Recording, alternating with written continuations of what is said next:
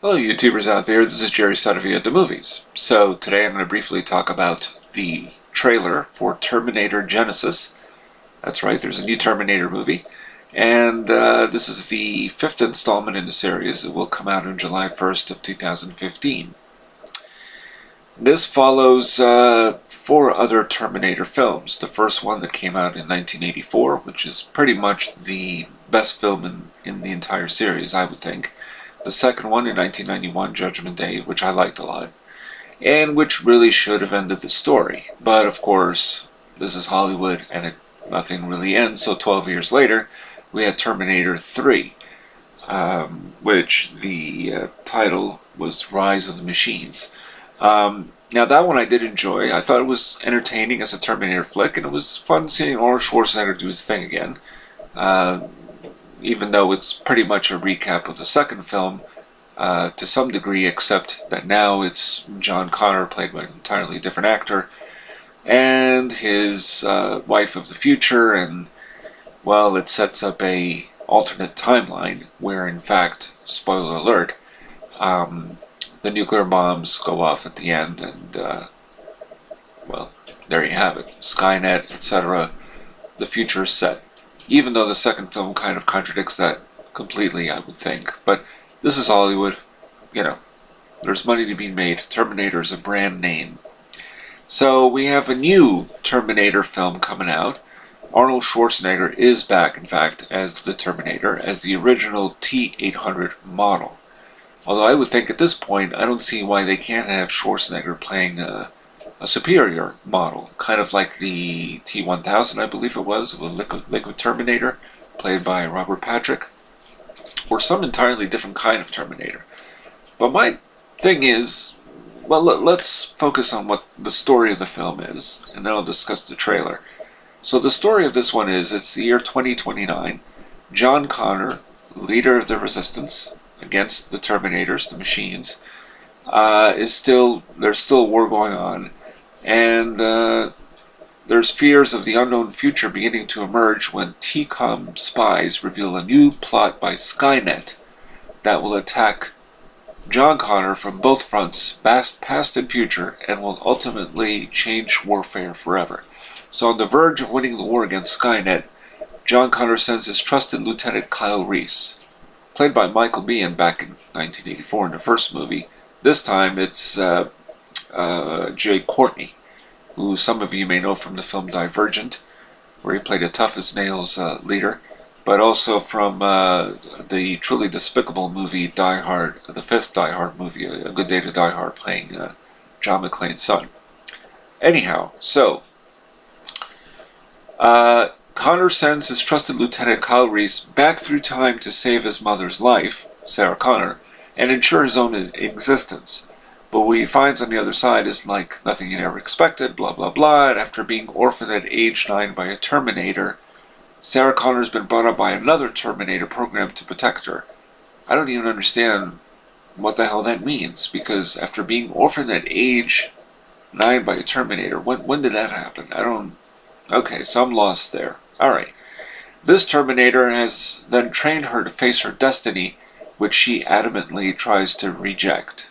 So kind of sounds like it's a combination of the first movie and the second movie piled together, and what it's going to do is have I'm reading this from Wikipedia, okay, a more comprehensive grandfather paradox that includes a parallel universe, because that's what time travel always has anyway. So, Kyle Reese traveling from Universe A will end up in Universe B, created when Skynet attempted to kill Sarah Connor during childhood. So I guess the alternate timeline being, now that I'm reading it, a Terminator that she was orphaned at age 9. So it kind of like basically does away really with the first 2 movies, or first 3 of them anyway. So Skynet attempted to kill Sarah Connor when she was a kid. Okay, so that's the new thing. And together Reese and Sarah Connor will attempt to create a Universe C that would obliterate both Universe A and B, in which the events of Doomsday would never have happened. Now, so I'm watching this, and I see Kyle Reese, and right away I'm saying, okay, well, this sounds like it's basically a remake of the first movie. Like, we really needed yet another remake, or that we really need yet another Terminator movie in the first place. But, okay, so that's what the story is. So it's kind of several time travel parallel universes in this time travel story that goes on and on and on. Now, the trailer isn't bad, but it just feels unnecessary. Like, we've seen all this before already. The first movie really established it very well, because what it was is Michael Biehn as Kyle Reese went back to protect Sarah Connor from the Terminator. At that point, she was already in her 20s, I guess, and a waitress. And anyway, it was a very... what was interesting about the first Terminator film, especially, was a very noirish type of... it created kind of a new look, a tech noir. And it had that killer instinct. It almost felt, particularly in the Terminator kills the first woman whom he thinks is Sarah Connor, invades her home and shoots her. It was very realistic. I mean, almost like if it was a serial killer that came in and did an execution, or a hitman for that matter. Anyway, the first movie had a very, because of its low budget feel, it made things that much more dramatic. It's actually a very powerful film, a very emotional type of picture when you get down to the relationship between Sarah Connor and Kyle Reese. The only thing, of course, is that so Kyle Reese is sent back to help protect Sarah Connor, and then when they have their little lovemaking session, it results in the future John Connor. So then you're asking yourself, well, but Kyle Reese wasn't always John Connor's father, so... But okay, that kind of is a little warped. Now, the second film, another Terminator is sent back to help protect John Connor. And Sarah Connor is still in the story. And what was good about that film in particular was that the performances were just as strong, but the action was really elaborate and very epic. But in particular, it ended the story. You see, it ended it because they killed or destroyed the last Terminator, which would be the T-800 model, Arnold Schwarzenegger, into that lava pit, essentially. And that's it. It's over. No Skynet, no nothing. It's the future, the nuclear apocalyptic future had been obliterated. So now the third film, well, maybe not, because they send another T-1000 and try to kill John Connor and the wife, and or the woman that would be John Connor's wife. But the point is that film already, it just felt like refried beans. You know, like we've been through this already. So the nuclear apocalypse couldn't really be prevented. According to the T-800 model, Arnold Schwarzenegger, once again, he says it was inevitable. So, alright, so by that point I just said, well, you know what, then now it's really over. It's done. You can't really do much more with this story. Unless you do a movie about John Connor in the future, and that's the movie I have not seen, which is Terminator Salvation. But now, this movie, it just sounds dumb. I can't really get behind this. I mean, I probably might see it, not in theaters, definitely not. Unless it's really good, which I doubt. But who knows? The director is Alan Taylor. Alan Taylor, let's see, because I don't know what Alan Taylor's done before, and that's usually a good indication.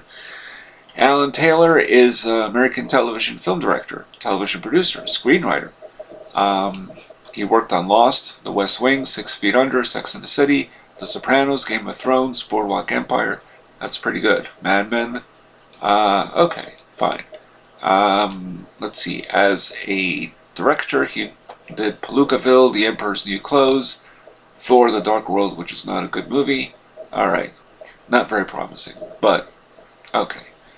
I just don't see the need for this sequel. I really don't. I mean, I'm watching it and the trailer, and I just felt like refried beans. Like, we've been through this already. This sounds very contrived. Time travel is wonderful because, of course, there can be so many different alternate existences. But in this case, I just felt like they're taking the first two movies and cobbling them together, rather, and creating something that we kind of have seen already.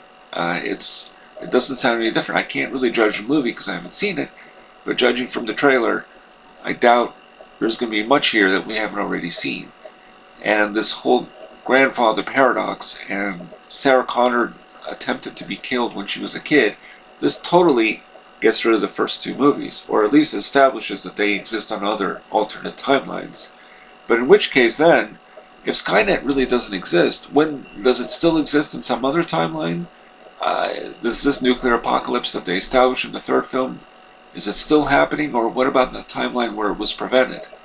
I just don't understand.